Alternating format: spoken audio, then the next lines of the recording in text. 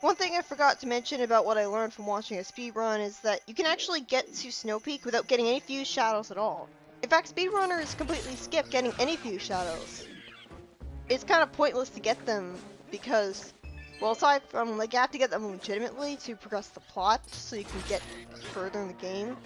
But as a speedrunner, you can skip getting fused shadows entirely and just get the mirror pieces, and the game will just assume that you have all the fused shadows. So you can get to Snow Peak without getting any fused shadows at all, and when you do, you see a white fog throughout the snowboarding area. Like, it's really annoying. It's some sort of white mist. It's like the blizzard that you have to travel through as the wolf continues onto the snowboarding area, which is really weird. And obviously they use the map glitch to skip need to follow the reek fish scent. So, like, it's weird. I don't think the reek fish scent, well, obviously scent trails don't appear until you get the scent, so never mind. But yeah, I think, yeah, like, you don't need the iron boots here. You can just extend down the chain. There's never a point where you actually need to weigh down these guys, because you can just extend the chain. You can just extend the chain, and obviously when you're wearing the iron boots while hanging from these guys, they actually go down. Like, they go increasingly more down. They don't just get way down a little bit, which is realistic, but again, they never actually take advantage of that. Like, there's never any situation where you need to get P-hat thingies into holes. So it's kind of a wasted feature. I do like how there's plenty of outdoors areas here, though. It's just like Forest Temple. So that's good. I always like it when there's outdoors areas in dungeons. It's inherently a unique concept for Zelda. It was never really done in the 2D games. Not even in Minish Cap, which had Wind Waker's art style in. Took a lot of inspiration from it. This guy is inherently cheap because he keeps attacking you while you're defenseless because you're hanging off of these things. It's a good thing you can stun him with the claw shot, but another thing is you can accidentally target him when you don't want to, because the targeting system is completely stupid. You shouldn't be able to target enemies while you're up here. They really should have thought the targeting system through.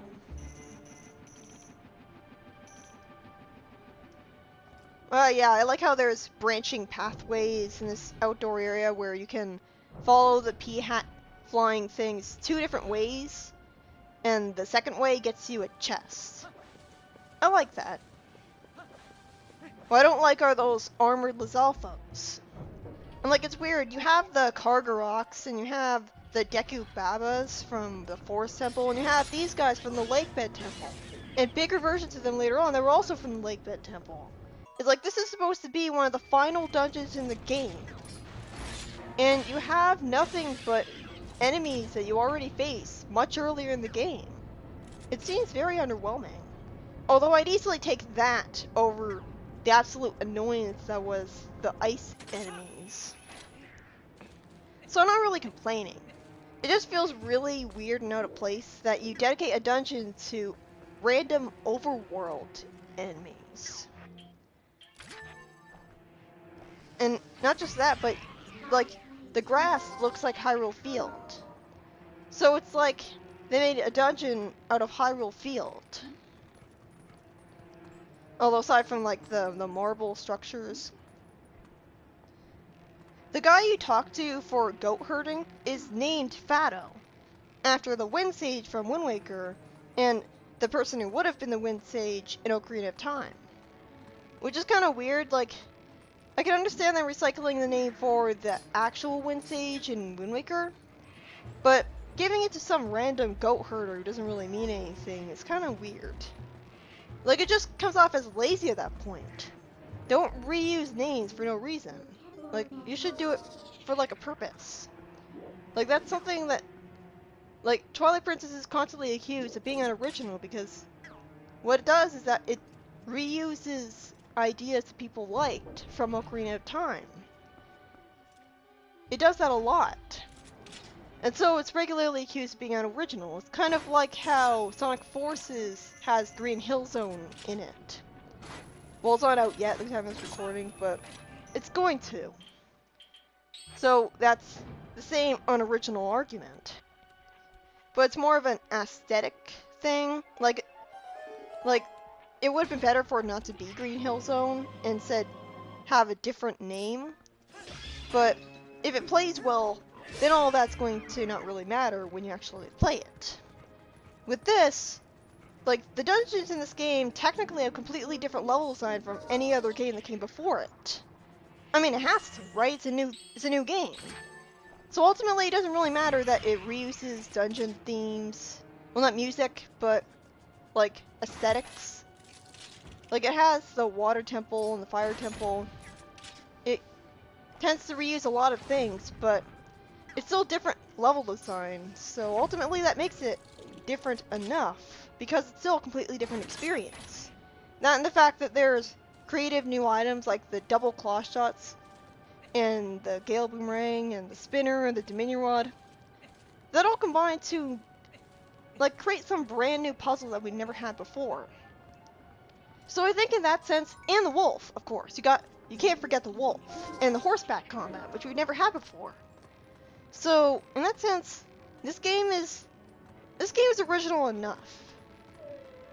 Although, it is a complaint with merit that it's definitely borrows a bit too much from previous games. Like, people complain that it feels lazy in that sense, and so they combine that with them preferring Ocarina of Time, and they just dismiss the game as mediocre. I won't go that far, but something that it doesn't do better than Ocarina of Time is the padding. Because there's lots of padding between every dungeon, and I would be fine with that if it was fun, but it's not. Like, I liked the Triforce Quest in Wind Waker because it was fun going to every single island and exploring it, completing all sorts of tasks. But the padding in this game involves, like, backtracking on foot all the way back to Warden. Well, like, not on foot, you get the horseback at that time, but you gotta backtrack all the way back to Warden, and then backtrack all the way back to Kakariko Village. It's like stuff like that forces you to go all over Hyrule Field. Like, it gets a lot better once you get the ability to warp whenever you want, but still. And this is pretty cool too. You extend the chain and go down into the main room you started out at. It's like a book ends sort of situation. Don't fall down here though, because you'll basically have to spend a really long time getting back to that room, which is really dickish. I think that actually happened to me. And of course you gotta use the iron boots because it's large, and so you need to weigh it down better. Looking at the Uku reminded me that not only do the Uku not feel like actual people because they never talk to you, but they all look the same.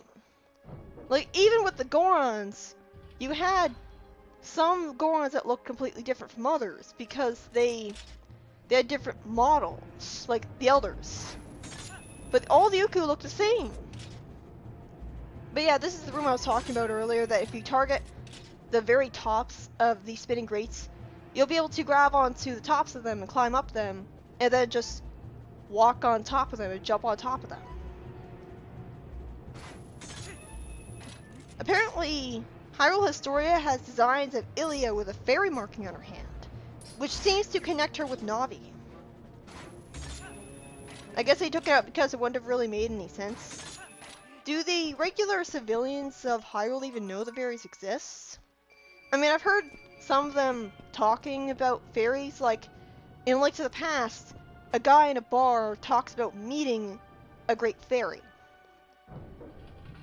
I'm not sure how he was able to lift the giant boulder blocking the way to it, or swim into it without the Zora Flippers, when one of the guys says that one guy talks as if the Zora Flippers are needed to swim in the first place, which is stupid, but yeah. These guys are really annoying, and you have to fight two of them in a row, which is inherently dickish, since they're inherently designed for one-on-one combat. They're like the Dark Knights. So having to fight multiple of them at once is cheap, because one's going to attack you while you're waiting for the other to raise his shield. So it's a good thing that you could just completely ignore them. And thankfully they're too stupid to fly upwards to you while you're doing this and just knock you back down. So yeah, I feel pretty smart about doing this. You can just completely skip them. They don't even spawn a chest that makes... I can even look down on it and it just completely ignores me. Like, it has to be able to see me, right? There's no way it can be that stupid. Like, I claw shot up here and it realized, where did you go? A tricky thing about this room is that you have to claw shot onto the grates before you think you have to. Like, before the targeting reticule turns yellow. I don't really think that's good interface design. Like, it tricks you. But yeah, like, it's because you have to account for the fact that the spinning fan is moving. So, if you wait until it turns yellow, then by the time that your claw shot hook reaches the grate will have already moved in a position where the hook can't hit it. So, it's a pretty creative puzzle. It requires, like, forethought, thinking ahead. It seems to repeat levels on here. Like, I could have sworn that I was here before. So I don't really like that. But this is pretty cool though. Like, I could have a whole game. Well, not really, because I guess it would get repetitive, but this is pretty cool. And like, having to hit a switch with a claw shot in order to make a fan run spin. I don't know if they ever tell you that you can hit switches with claw shots in the first place, because you can't hit it with the slingshot. So why is it that you're forbidden from hitting with the slingshots, which are projectiles, but you can't hit them?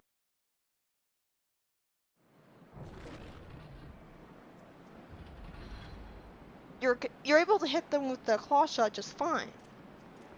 It feels very arbitrary. Apparently, Orden is actually called Ordana Province. That's kind of weird. So apparently the light spirit is called Ordana. So why is it called Orden in other places? It seems needlessly confusing. I think Ordana would have been a much better name, but instead they have stuff like Orden Ranch. So it just makes you call it a different name. It's like Orden is technically a different country from Hyrule entirely. How's that possible when it only consists of one village? Why didn't Hyrule take over Orden and claim it a long time ago? I mean, it's not like the village has an army. So, how is it able to maintain its independence? Why did Hyrule let it become independent? When you think that Hyrule would really benefit from not having to cross international borders and like deal with all that sort of stuff just to get like Orden Rich products. The main thing, like, it's not like Hyrule has a ranch of its own, which is weird since it really should still have its own equivalent to Online Ranch, but I guess not. It's like weird, because why does Orden have a Hyrule Light Spirit if technically Orden isn't part of Hyrule at all? I guess the Light Spirit is considered to be part of Hyrule anyways. Maybe Orden used to be part of Hyrule, but then it split off it. Again, Hyrule has a huge army. Wouldn't it just be able to take it over? Why would it accept that? This boss, it obviously has two phases, just like most of the other bosses. Basically, you have to claw shot onto each of these platforms to get higher and higher, and only then can you claw shot onto the boss. It's a good idea to claw shot high enough, like claw shot as high as you can. And then you have to take advantage of the iron boots while hanging off something in order to damage the boss. So it's good that they take advantage of it that way at least.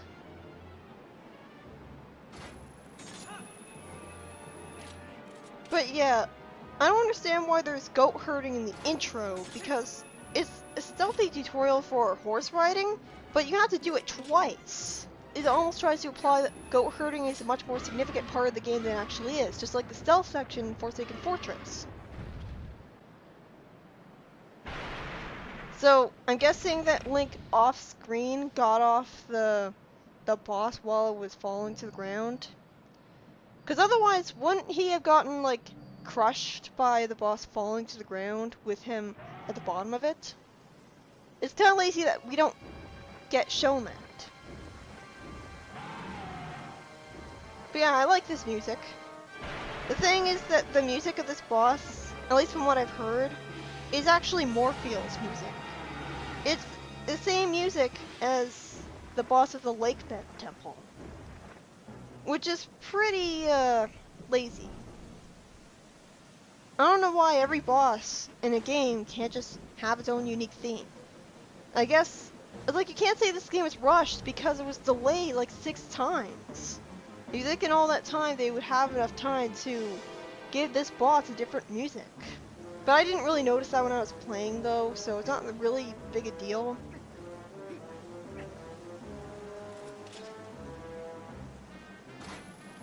Like, the thing is, they originally planned to have you spend only 1 day in Oregon, but this happened before the idea to postpone the game to make a Wii port. So Miyamoto came up with a 3-day plan which had a huge tutorial list, including things people would need to know to play on the Wii. Like, they basically had the game ready already, but then they decided to delay it just for the sake of putting it on the Wii. So basically, the whole reason that the huge intro of the game exists is because Miyamoto wanted to give you a huge amount of tutorials just to make sure people would understand how to play the game on the Wii, with a completely different control scheme. So, once again, this is why the Wii port shouldn't have even existed. We wouldn't have had that gigantic intro that people complain about if the Wii port didn't exist. But yeah, this is definitely a much more epic phase of the boss. At one point, the fire breath will actually fake you out. Like, he'll start going one way, but then he'll start turning around and going another way, and you pretty much have to anticipate that, or you're going to get knocked back down. And it's really annoying getting knocked all the way back down from here, because then you have to grab onto all the platforms again. But yeah, basically you need to keep claw-shotting the flying things until you reach behind the boss. And only then can you claw-shot him. So it's a pretty creative concept, and it's very tense, because you have to do it as fast as possible, basically mashing the hell out of the claw-shot button. And of course you have to awkwardly stop and turn around to target onto this thing, because shouldn't the boss be of a higher priority? You'd think that he would have a target over him too, and that you'd be guaranteed to target him once you became behind him, rather than targeting the things you don't need to target anymore because they're already behind him. Unfortunately, the boss, because of this button mashing, it's not really, like, it's tense because you don't want to get hit by the fire, but it's still repetitive, and it's not dull because of the excitement of trying to avoid the fire. But yeah, I think this is the point where he fakes you out. They could have very easily had these platforms spinning around, and that would have made things really dickish, because you would only sometimes be able to claw shot onto them, and other times you have to wait. And I think he can attack you while you're on the ground too, so you don't want to wait for too long. I think the reason the second phase happens is because he gets smarter, and so you're not able to claw shot onto him from a lower area. But it sure is convenient that a thunderstorm happened right as we needed these flying things to grow. And it also is convenient that these flying things were able to grow enough to fly from just one thunderstorm. Again, a lot of contrived coincidences. The game's soundtrack was composed by Koji Kondo, along with 2 other people, and he made some of the most iconic music in Nintendo, so it's really no surprise that he was hired for the job. Again, I don't think the soundtrack is all that great. Like, there are a few gems like Minda's Lament, but I don't really... It's not as good as Wind Waker's, I think. Another thing that's arbitrary about this boss is that you can only attack him a certain amount of times while you're on his back. In 2003, this game would have been Wind Waker 2 until the North American sales of Wind Waker were brought to its attention. And even now, it still runs on the Wind Waker engine. You know what would have been cool here? If you saw Link backflipping off the dragon while it was falling down. But instead, You have the same problem as you did when you were lowering yourself with the iron boots. Like, the dragon falls, but you don't see Link getting off it. So it's kind of a cheat, like he's just right there on the ground as if he was never up there to begin with. It's almost as if they designed the dragon dying animation before the idea to have Link attacking it on its back was conceived. It's cool to have him attacking on his back though, but again, it's very arbitrary. They can only attack it so much.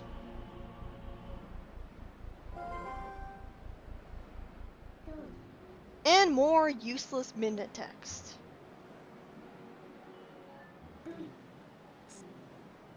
I know. Really?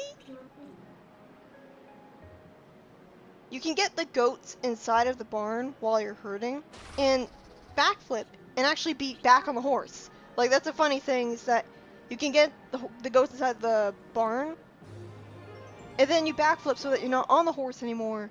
But obviously after the minigame ends, the game assumes that you're still on the horse, so Link will suddenly be back on the horse. It's kind of weird. The game didn't really plan for that possibility. Which is weird because you think backflipping off the horse would be like a natural victory response. Like spin attacking. Like it's a player tick. And this is kind of annoying. I don't know why Midnight can't warp you out of the dungeon entirely. Instead of forcing you to deal with the wind while claw-shotting back onto the cannon. Something I like to do is I like to wait until the wind blows me towards it, and then I claw shot into it while it's blowing Link towards it, which looks pretty cool. I think I remember seeing a speedrun where someone landed on the bridge with a jump attack, but I wasn't facing the right way, so I have no idea how you managed to do that. Like, I think you're supposed to equip the iron boots, but you still won't be facing the right way.